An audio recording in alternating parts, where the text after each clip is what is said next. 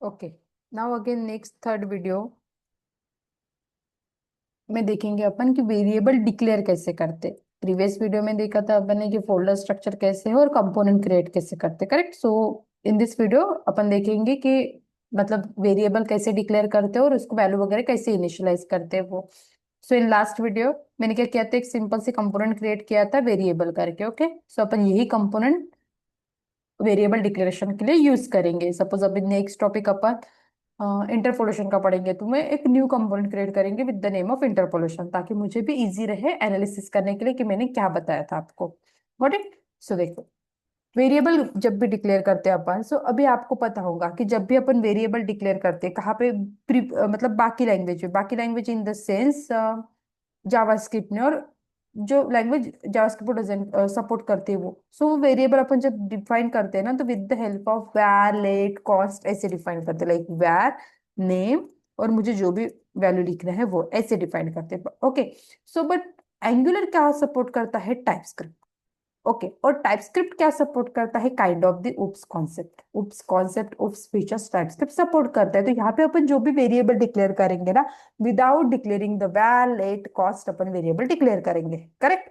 सो global variable declare कर रहे हैं अपन यहाँ पे इसलिए। सो मैं वेरिएबल डिक्लेयर करती हूँ माय फुल नेम, और यहाँ पे मैं लिख देती हूँ arabica. Okay, what I have done, मैंने एक जस्ट वेरिएबल डिक्लेयर किया और उसको वैल्यू असाइन कर दी। Got it. फुल नेम मैंने डिक्लेयर कर दिया। अब मुझे यहाँ पे उसने क्या बोला, जैसे मैं उसका वर्क कर रही हूँ वो, कि variable my full name is a type of string, because मैंने क्या किया, जो वैल्यू असाइन की उसको, वो कौन से फॉर्म में असाइन की है? In the form of string. So उसने इजीली आइडेंटिफाई कर लिया कि this is nothing but a string variable. Roll number is equal to 90। अभी इसको क्या पता चलेगा कि ये कौन से टाइप का डेटा टाइप है? Number, correct. जो भी अभी is Indian, it's up to you whatever you want, ठीक है। बुलियन, ये हो गया मेरे वेरिएबल डिक्लेयर करने को। बट यहाँ पे मैंने उसको डेटा टाइप बताया क्या? नहीं, without defining data type, just I have declare the variable. Okay, आप ऐसे करके देखना। एंड अनदर वे कि मुझे उसको वेरिएबल मतलब डेटा टाइप भी बताना है। So student name polar string to is equal to कुछ भी नाम लिख देती हूँ, ठीक है।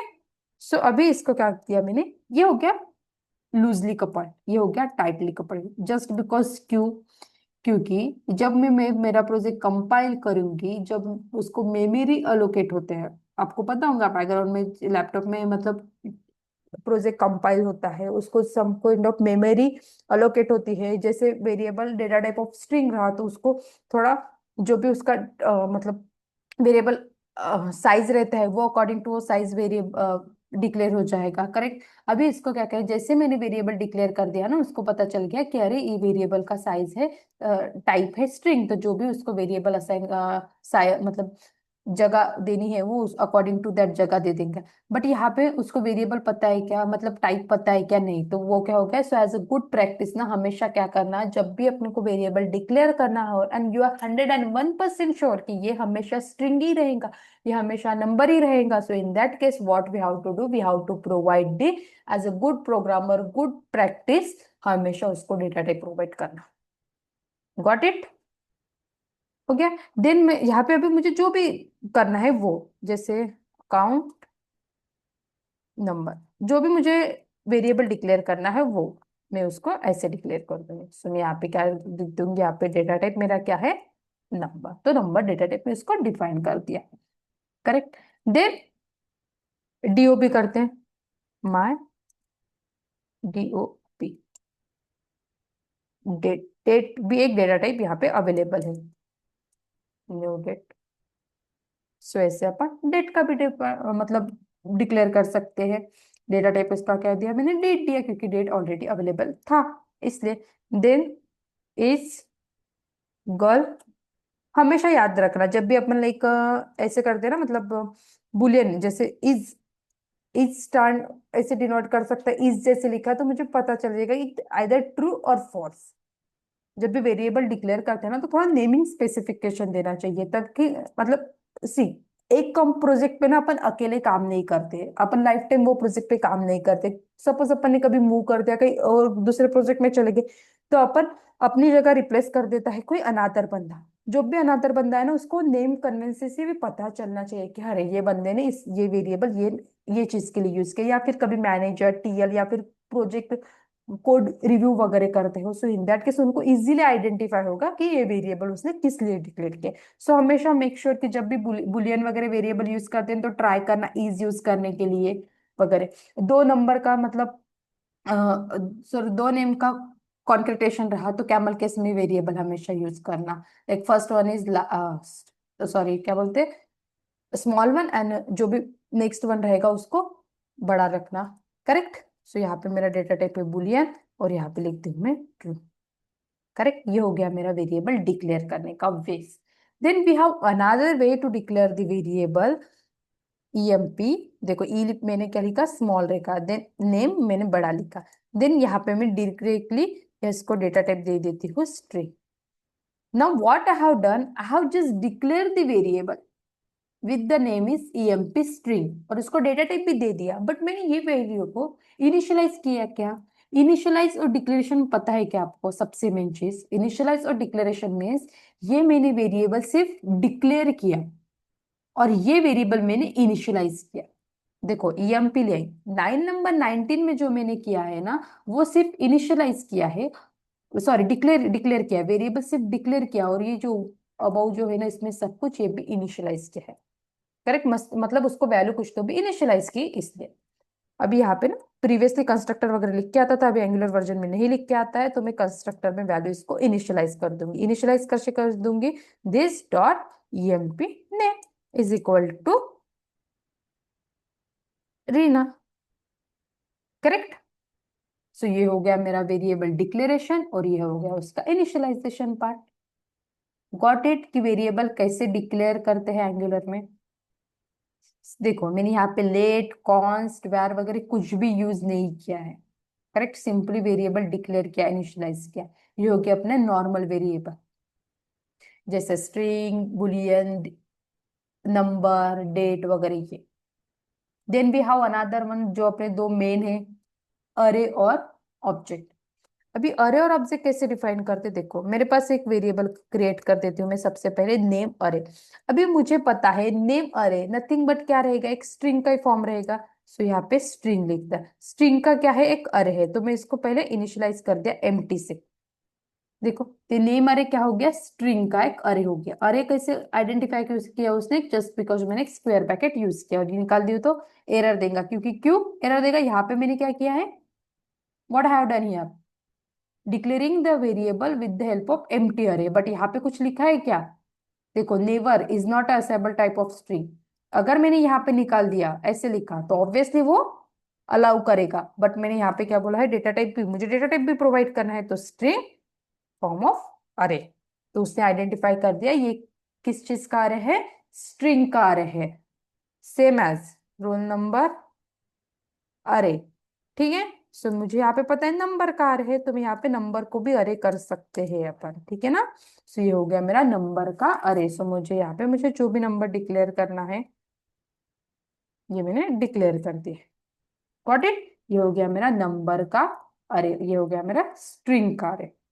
देन वन मोर थिंग, ये मुझे ऐसे भी डिक्लेयर कर सकते हैं अपन, स्टूडेंट अरे इज इक्वल टू जो भी मुझे अरे यहाँ पे लिखना है वो, मुझे यहाँ पे फिक्स नहीं है कि मेरा डेटा टाइप क्या रहेगा, कुछ भी लिख रही हूँ मैं, जो मेरे पास रहेगा वो। ठीक है, ये हो गया मेरा स्टूडेंट का array. Correct. So string array, number array, और without declaring its data type also अपन डिक्लेयर कर सकते हैं ना।